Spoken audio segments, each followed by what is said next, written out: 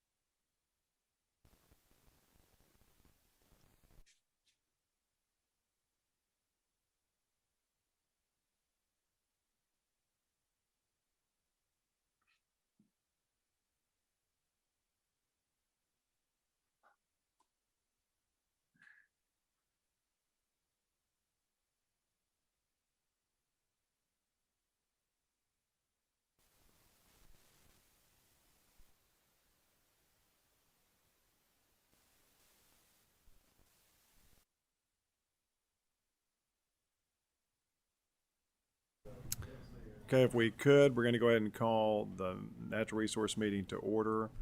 Um, and I'm going to ask the clerk to call the roll. Senator Carpenter, Senator Caslin, Senator Embry, Senator Harper Angel. Present in my district. Thank you, Senator. Senator Schickel, Senator Southworth, Here. Senator Webb, Senator Westerfield, Present in my districts. Senator Wheeler, Present in the room. Senator Turner, Chair Smith. I'm present in the room.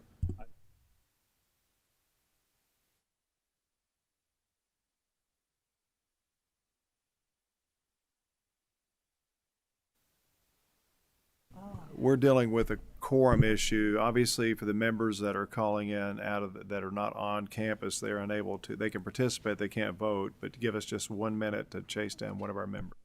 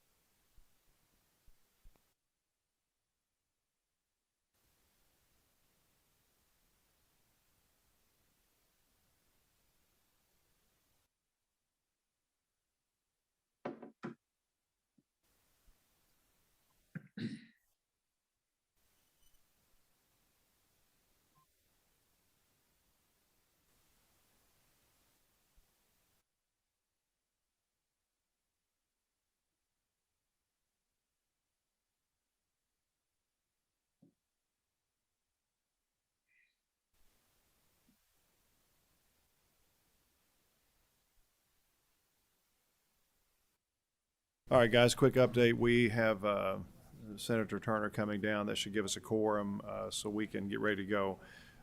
Representative Rudy, if you want to go ahead and take the table to move this thing along quite quickly, we'll be ready to go. So when Senator Turner comes in, I know some of the other members have got meetings they've got to go to as well, and that's going to reflect the order by which we go in. If you want to, go ahead and identify yourself. Anybody else that wants to speak with you for the records, and we'll go ahead and get started. Thank you, Mr. Chairman, ladies and gentlemen of the committee. Do the minutes. Stephen Rudy, State Representative, House District 1. I have no one speaking with me today.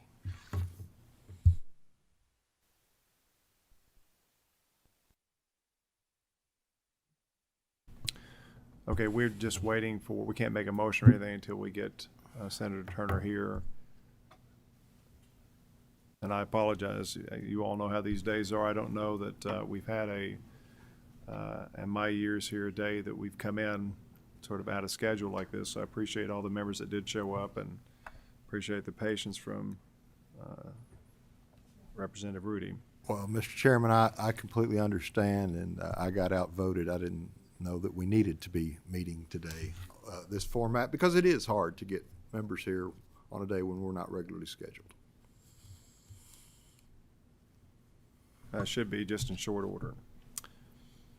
And for our members, while we're waiting for Senator Turner, Representatives Rudy's district with Core Scientific has been leading the state and this sort of investment in technology, and have complete confidence in saying they're not going to slow down anytime soon. But it was we got together this summer at the site and got a chance to tour it and see stuff in application that this committee's been talking about for a great many years. So it's nice to see it take off, and I think all of us realize the potential of what it's going to do. So as soon as we get Senator Turner here, who apparently walked around the building before he came down from the second floor. Well, Mr. Chairman, I do appreciate your leadership on this issue and this new emerging and exciting technology and industry. And I think the potential is huge, and we can really put Kentucky on the map with your bill and this bill that we're considering today. Mr. Chairman, can I interrupt? I did not tell you earlier, but since we're struggling with quorum so much, I do have a committee at 11:30 I have to present in. I may be able to get back, though, if this lasts longer.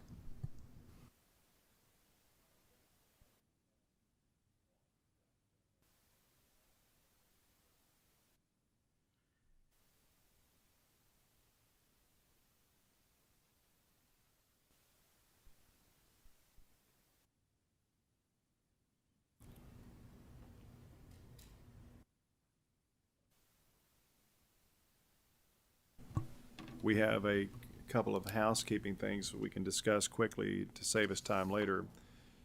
We have two resolutions that are going to be coming up during the course of business today for this committee meeting. One's going to be Senate Resolution 113. It's the resolution from Schickel confirming the appointment of Joshua Brian Lillard to the Kentucky Fish and Wildlife. So take a look at that. Members should be asked to vote on that shortly. And we also have the, let's see, where's the other one? Yeah, Senate Resolution 85, confirming the appointment of Kent Allen Chandler to the Public Service Commission, sponsored by Senator Damon Thayer. So those two will be able to come up quickly once we get a quorum.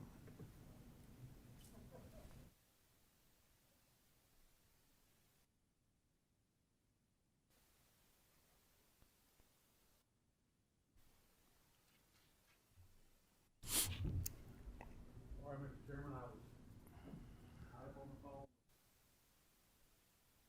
You're here now, so we're going to make haste. Do you want to vote, I guess, aye for roll call so we can let the records reflect Senator Turner's here? Going to turn the floor back over to Representative Rudy. Thank you, Mr. Chairman. House Bill 230 provides a exemption for the sales and use tax on electricity for use of the commercial mining of cryptocurrency.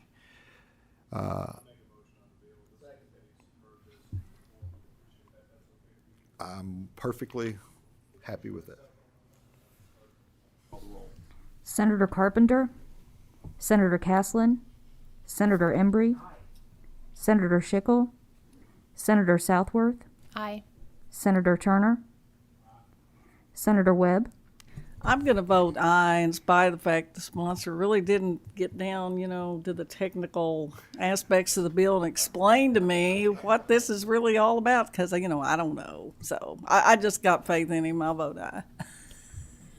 Senator Wheeler, Chair Smith. I vote aye, and the motion's proved favorable. Thank you, Representative Rudy. I know. Thank you, Mr. Chairman, members of the committee. I forget about consent. We don't have that on our end anymore. Yeah, and let's just hold on that, guys, because we may want to talk about that on the floor. But thank you, Representative Rudy. Thank you. And I will talk to Representative Webb after it's over with to make sure. Yeah, unless she's just pulling our leg. I yeah. want the sponsor to give me some talking points. And he's got plenty, I can tell you. So, okay, at this time, let's quickly. I think Representative Massey, has a meeting. He's got to go chair, so we'll let him go next.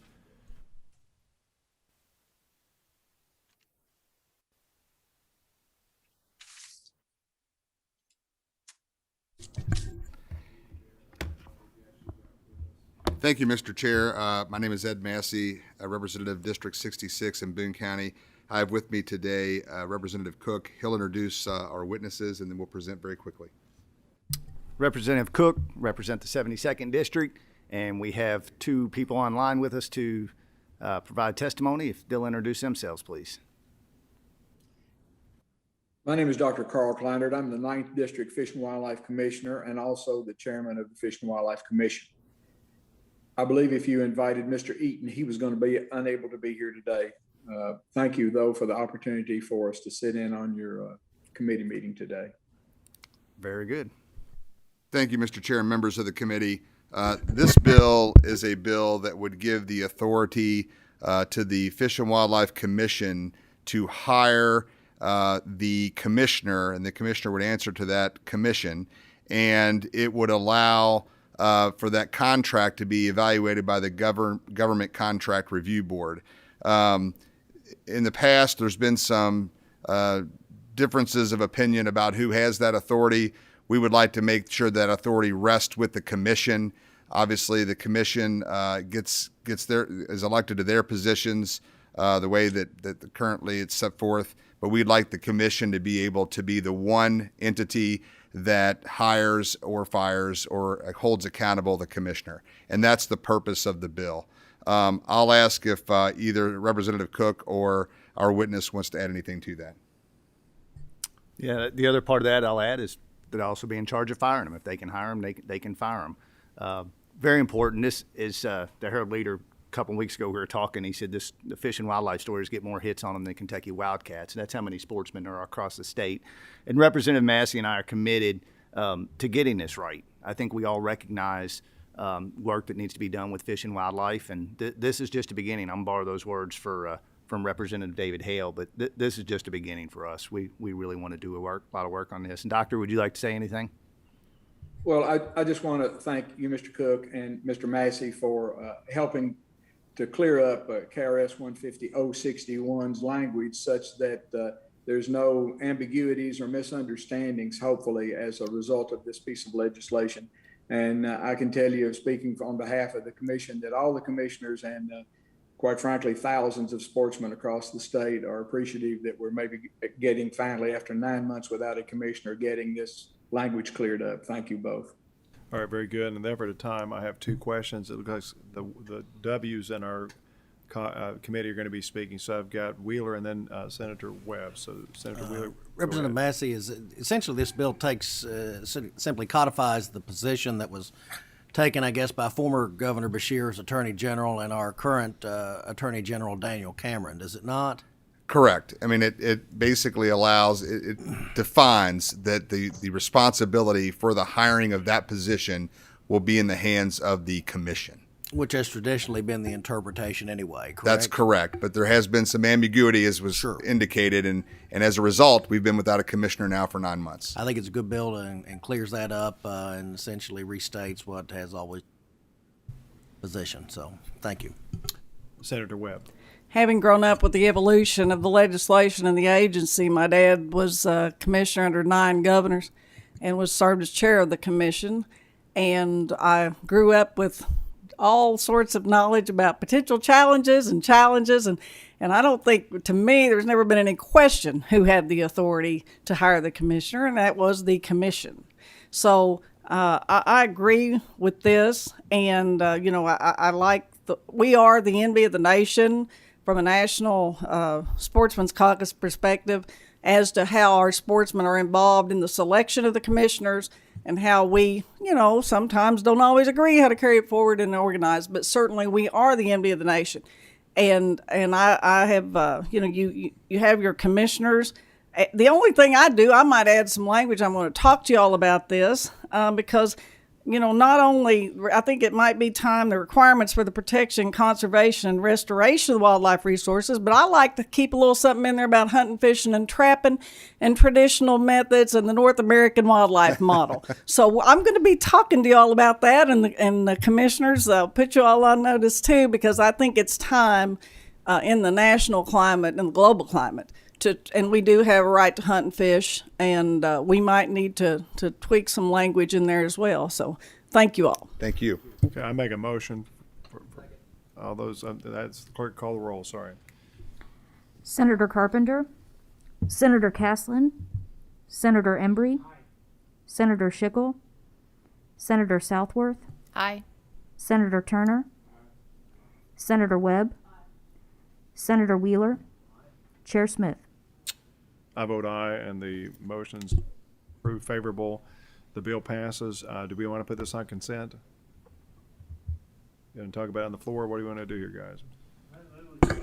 I move for consent. I move for consent unless somebody wants us to talk about it. It's all right. All those in favor, sign of aye. Aye. Opposed likewise. It's on consent. Thank you, gentlemen. Thank you very much for your time. Representative Gooch, if you'll go up and take the hot seat, you have 2 bills. If you want to, let's get started with 392 first.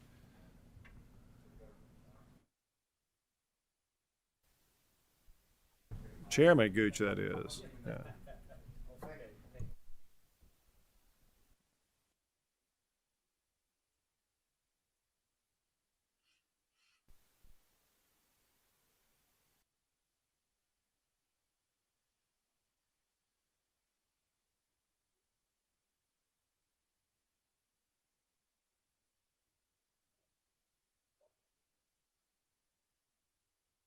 Your mic, Chairman Gooch, please. Sorry.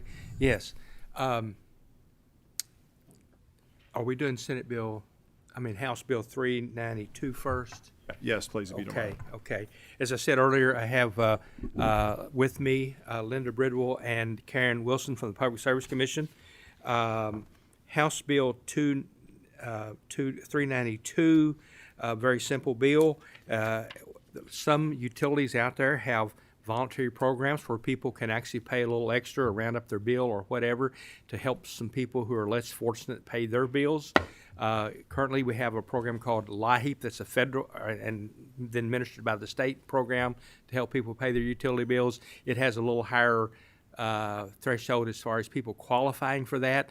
This would just make the voluntary programs that the utilities have adhere to the same income levels as LIHEAP. So it just would mean that more people would qualify for assistance, and so that's pretty much all the bill does. You have a motion on the bill. We have a motion and a second. I ask the clerk to call the roll. Actually, before that, Senator Southworth, you have a question? Yes. Do we have information on the LIHEAP, like how much percentage of the poverty level is that, or is it more convoluted than that? Okay. Maybe Karen Wilson could answer that, or Linda. I'd be happy to answer that, Representative Yes. Chairman Gooch. Actually, the standard keeps moving, and that's part of the issue. Is we want to streamline it so that it stays the same.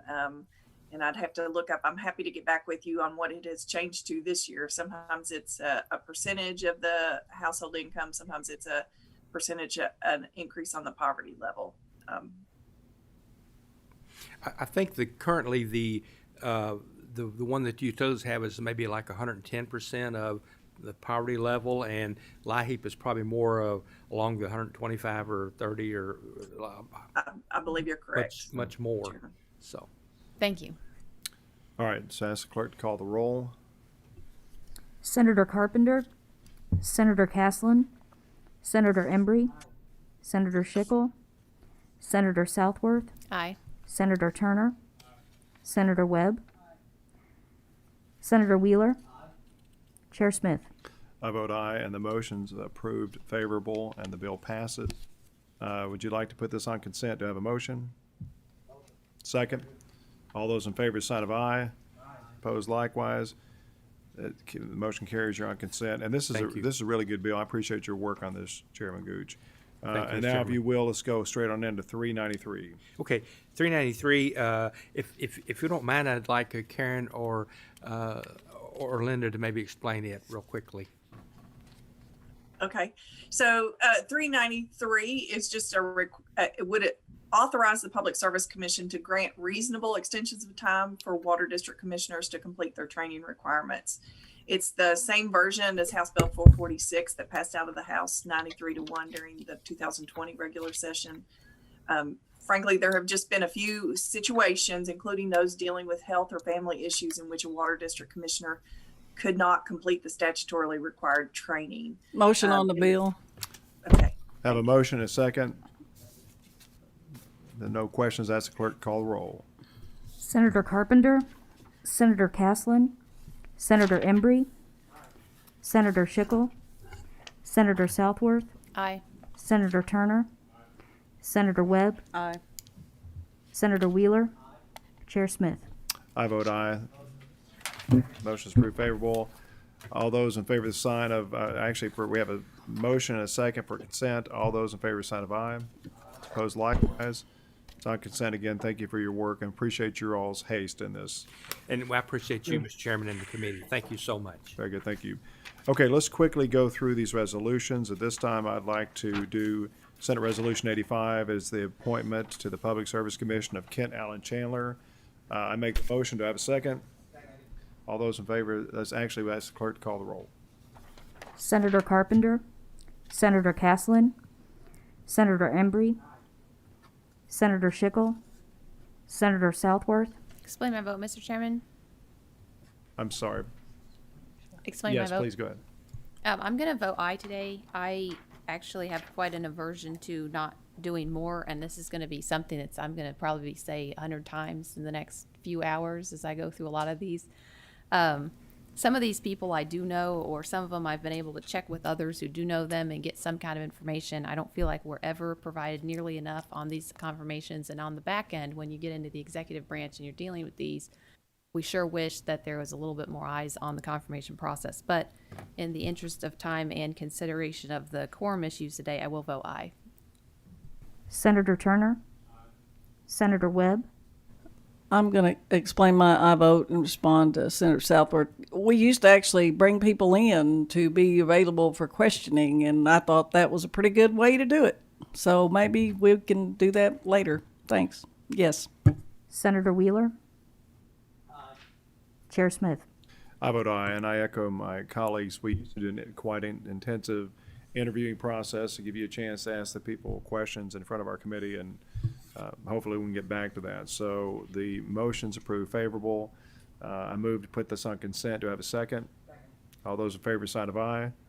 Opposed likewise. It is on consent. Let's go straight on into Schickel's resolution, and that is Senate Resolution 113. This is the confirmation of the appointment of Joshua Brian Lillard. That's not an easy one to say. To the Kentucky Fish and Wildlife Resource Commission. Do we have a motion? I make the motion. Do we have a second? Okay, I ask the clerk to call the roll. Senator Carpenter, Senator Caslin, Senator Embry, Senator Schickel, Senator Southworth, Aye. Senator Turner, Senator Webb, Senator Wheeler, Chair Smith. I vote aye, so the motion's approved favorable, and I also make the motion, put this on consent. All those in favor of the sign of aye. It is now on consent. Okay, that leaves us with it looks like House Bill 272. It's the last one we've got. So do we have, Representative Bray, your bill is up. Do you all want to? I know you all been talking a little bit among yourself. Well, the bills, we are in the process of working on a few other things. Would there be a possibility for another meeting? Resources. I mean, I think our committee would be agreeable, but I'm not sure we're going to have the time for it. But we can certainly approach leadership to see if there's the possibility of doing a short meeting if possible.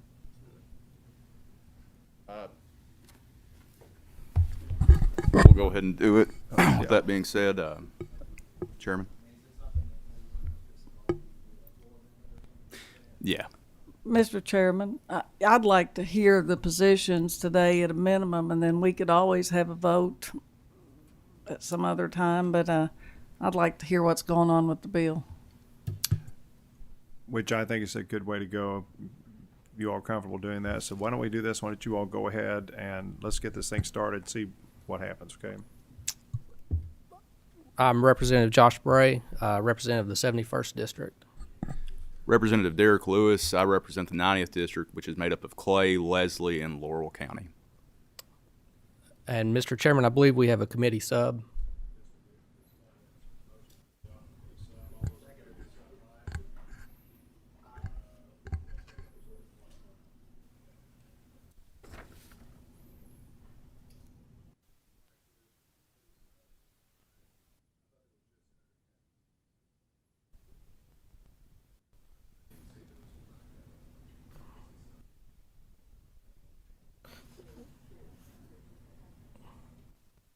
I assume you're wanting to move Senator Caston's sub, is that right? Yes, and then we have an amendment to Right. to that sub as well. Okay, let's find these. So do I have Senator Caston's sub?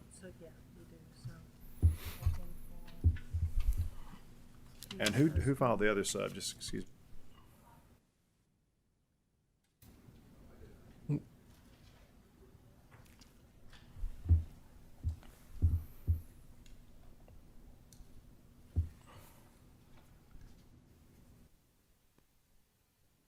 Okay, so for the committee members, you'll be looking at PSS 1 in your folder. And so this is Senator Castle's committee sub that was presented. And so I need a motion to adopt the committee sub. Motion, second? All those in favor, sign of aye. Opposed, likewise. Committee sub's adopted. All right. What the committee sub does is it brings all of the utilities under the PSC's jurisdiction into this, and it caps the late penalties at what they were as of February the 1st, 2020. Representative Bray, just to keep everything in order, you and I had talked before about an amendment to the committee sub for the carve-out to take care of people at the lowest scale. Yes, sir. Because that's something you insisted that needed to be taken care of. So at this time, I'm going to make a motion that we adopt the language you asked me to put in there, which is the amendment on page 1 after line 22. It's in your folder. Make a motion to have a second. All those in favor, the sign of aye. Opposed, likewise. The bill is amended. Now go ahead and speak Okay. on it. And so what the amendment does is it carves out anyone who qualifies and receives LIHEAP through any federal, state assistance or public or charitable sources. And we did this after thought this was imperative because the purpose of this bill isn't to punish people. The purpose of the bill is to help keep our small utilities strong.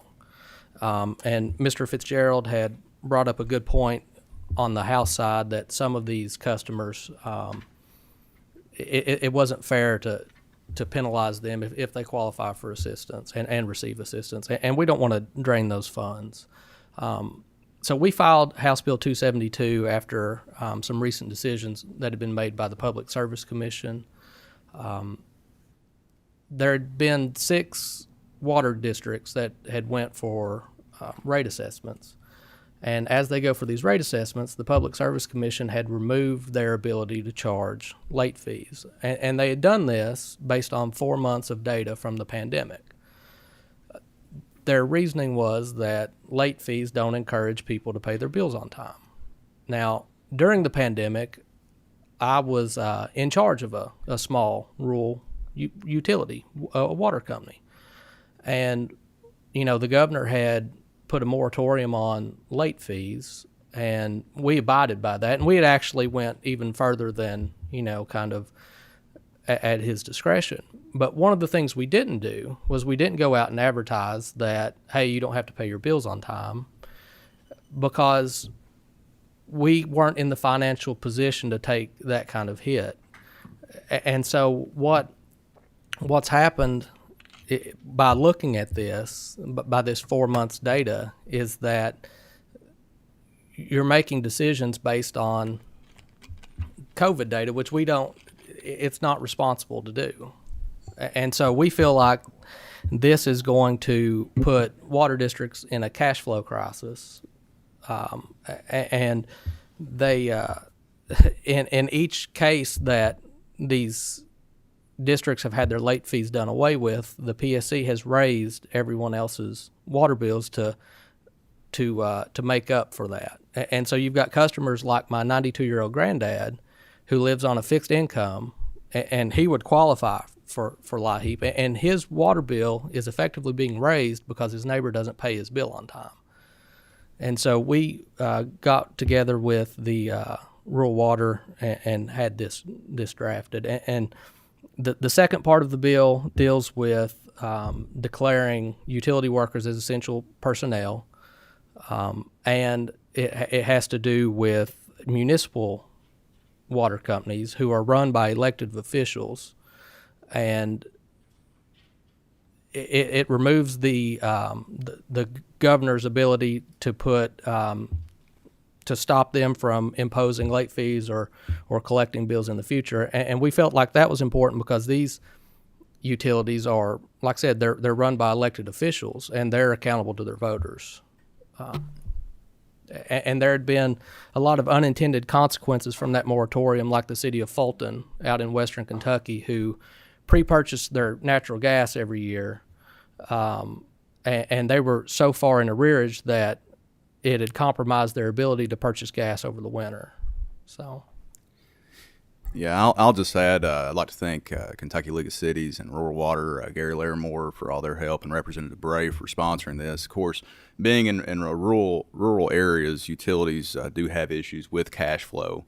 And so what this is on late fee penalties, it's 50 years of precedent. It's always been there. And it's the only way that these rural water districts can survive without coming in and bringing a larger district in.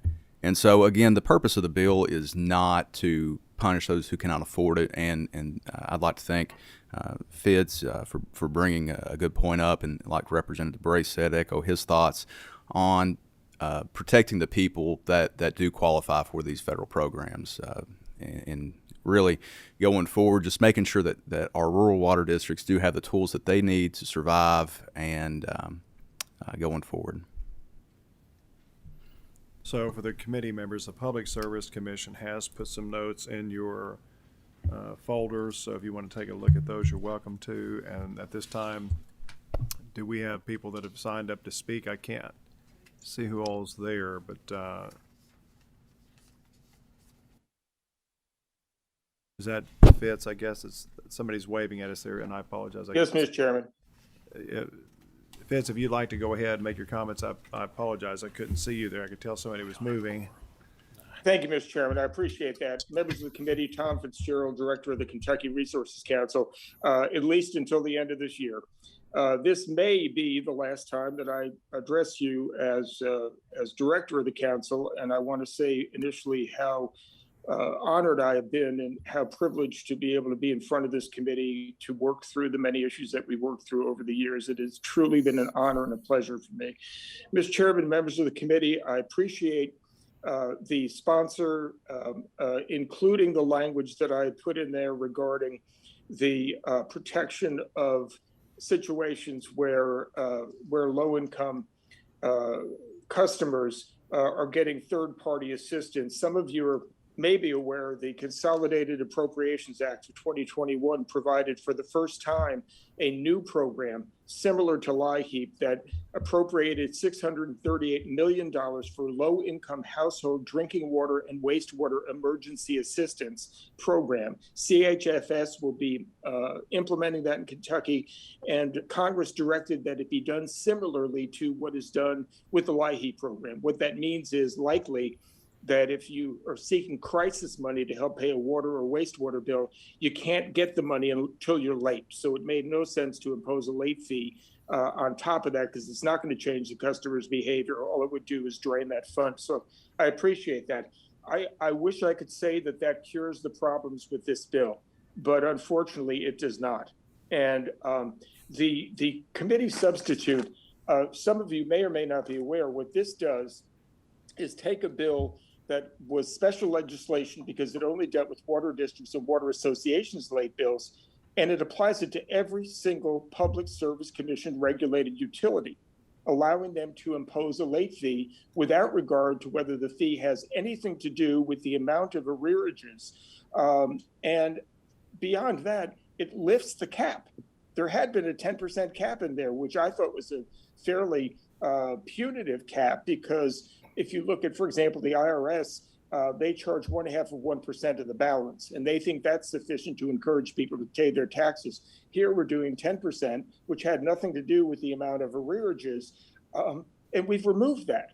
So, I don't know that we were that you all were sent up here during this session to carve out and constrict the discretion of the Public Service Commission, and to say that any utility may charge any late fee that at any amount that they want, and it can't be questioned by the Public Service Commission.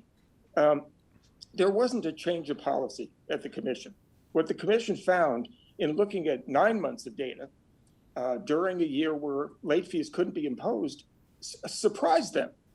They found that looking over numerous utilities, that late fees didn't affect residential payment behavior. Now, for some commercial, some industrials where they're going the value of money and they're looking at it, being a little bit late is easier because they can put the money somewhere else. But for residential customers, in some cases, the payments improved rather than not improving. But they found that there doesn't seem to be a correlation. And so the Public Service Commission allows any utility to demonstrate that their tariffs are fair, just, and reasonable. And in this case, they disallowed the Hyden-Leslie Water District bill, the late portion, and Hyden-Leslie did not request a rehearing on that, and they didn't appeal it. Instead, we have a bill that comes to you and says, we want to eliminate the commission's jurisdiction over late fees.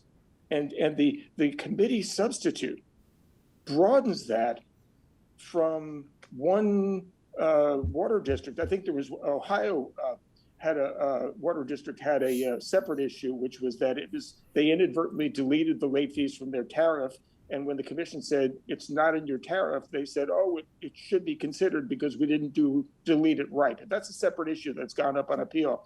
In this case, we are now saying that every utility, electric, gas, water, wastewater, that is regulated by the Public Service Commission can impose whatever late fee they want, and the commission and nobody is going to have the oversight to say that is punitive, that is unreasonable, or that is unjustified. Members of the committee, this concerns me greatly, and I appreciate your time, and I'm happy to answer any questions you have. It may be that the commission only had 6 months or 9 months of data that they reviewed, but I haven't seen any data on the other side. And, those of you who know me know that for about 40 years now, since 1978, I guess is when I started testifying in front of committees of the General Assembly, I don't traffic in hyperbole. I traffic in facts and science. And what we have is almost a year's worth of data from the commission demonstrating that late fees don't affect residential customer behavior. I would encourage you to defeat the bill. I understand the underlying concern. The commission is the forum in which any utility can demonstrate that the late fee is necessary and effective, and can propose the level of late fee that they think is appropriate.